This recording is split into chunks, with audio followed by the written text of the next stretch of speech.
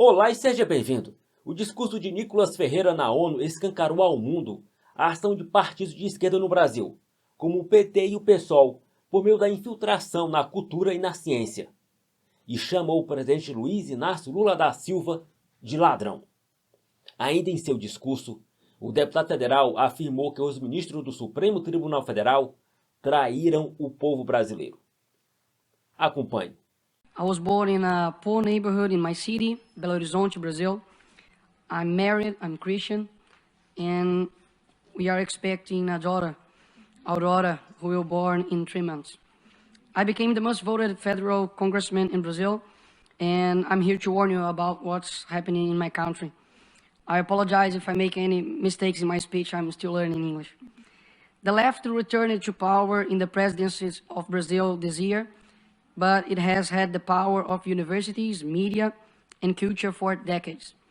America is like a body, and its health is a tripod: patriotism, morality, and spirituality.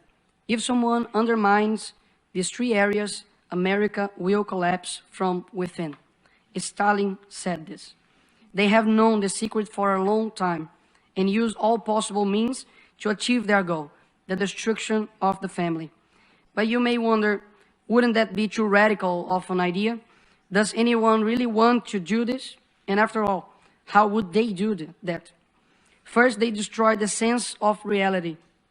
There is no longer right and wrong, good or bad. Everything is relative. When they say that, why then say that men exist? Women, aren't they concrete concepts? Therefore, they must be abolished. Then they move on stage number 2, the destruction of identity. If you are nothing, then everything can be everything. Therefore, they will destroy your identity as a person. Young people no longer know what or who they are. They are carried away by any wind of doctrine and cling to what is fashionable. They tell you, dress like this, use this type of language, and finally, live like this. It is the generation most lacking in good references that has ever existed. After all, the left replaced Jesus with a Black Lives Matter activist and exchanged the cross, which represents injustice, against an innocent person for symbols that represent nothing other than selfishness of activism itself. By the way, the rainbow is not yours, but ours. Read the Bible and you'll find out.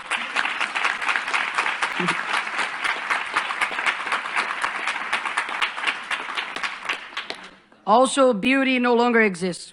The focus is on shocking, whether in fashion, music, films, and TV series. The important thing is to sell a culture that delivers everything you want, except meaning of life. Slaves to their own will. A generation that cannot handle pain, confrontation, much less being told what is wrong. Who exchanged their parents' advices for teachers who never carried them in their arms? Who commit the strange of the youth to actions that only serve those who are dominating them? They are too foolish to know that they are being used and who uses them. Like those who campaign for abortion, but ignore that 75 years ago, the Universal Declaration of Human Rights was published, which in its 3rd article states, everyone has the right to life. This is a 12-week-old baby. His or her heart is already beating. It has a fingerprint. There is no one in the world like this baby. When they find a bacteria on Mars, they call it life. But this child is just a clump of cells to them. To those who propagate death and help the largest silent genocidal movement, we will respond with a culture that recognizes the sacredness of life and encourages its acceptance. I renew my commitment of protecting the lives of children, both before and after birth. This is the first and most fundamental of rights. Without it, nothing else is possible. But it is not only tool they use to change our culture. Men who use it to lie about their ages, to go to war and fight for their country, but now lie about their biological sex to compete with women. How did we get to this point?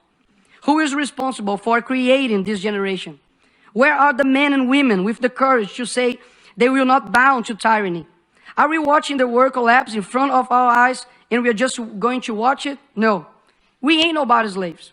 Our freedom was achieved with a lot of sweat and blood, and it would be very naive to believe that it would be not with sweat and blood that we would maintain it. I come here to give a message to all who those still have hope in changing the world.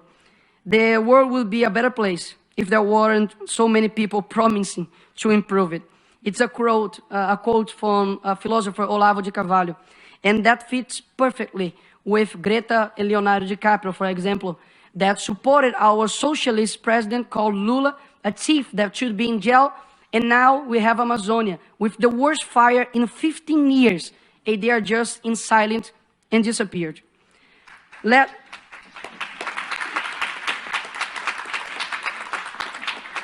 us first be the change. I know that the situation looks terrible and the conservatives tend towards private life, his work and his family. But if we don't rise up for public life, our private life will be and is in danger. To do this, we need to raise educators who will dictate new directions for UNESCO, for example. Education that teaches and not doctrinates. New judges who will honor the magisterium and deliver justice. And not like some of Brazil's Supreme Court who have betrayed the Brazilian people and persecuted their political opponents. New teachers who will use the classroom to train students and not activists.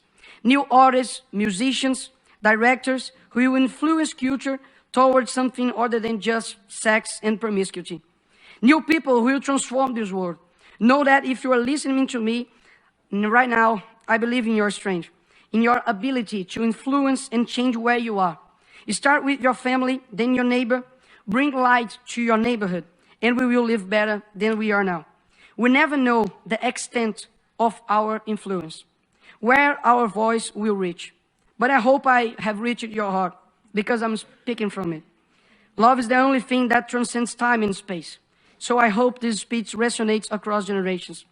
To complete, I always say a phrase in Brazil.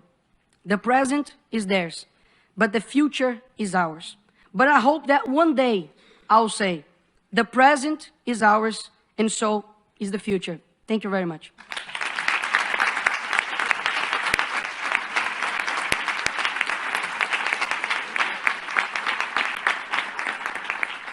Ao detalhar relativação sobre conceitos morais e até biológicos, o deputado federal mais votado do Brasil mostrou que a tentativa de tornar bandeiras como a criminalização do aborto e proibição de doutrinação nas escolas em uma defesa de segunda classe faz parte da estratégia global da esquerda para alienar o ser humano e monopolizar o poder.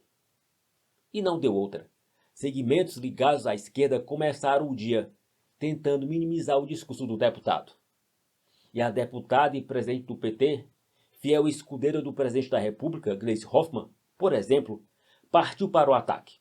Depois de se reunir com a deputada mais mentirosa do Congresso dos Estados Unidos, a caravana bolsonarista esteve com o republicano Jorge Santos, aquele mesmo que enfrenta 23 acusações por desvio de dinheiro na campanha eleitoral. É só com essa gente que eles conseguem se encontrar para difamar nosso país. Quem é que está pagando essa farra? Perguntei isso ontem e o coordenador da caravana, Eduardo Bananinha, ficou todo nervoso. Bom, o fato é que a plateia da audiência não apenas assimilou as palavras do deputado, mas reconheceu o total vínculo do discurso com a realidade e aplaudiu.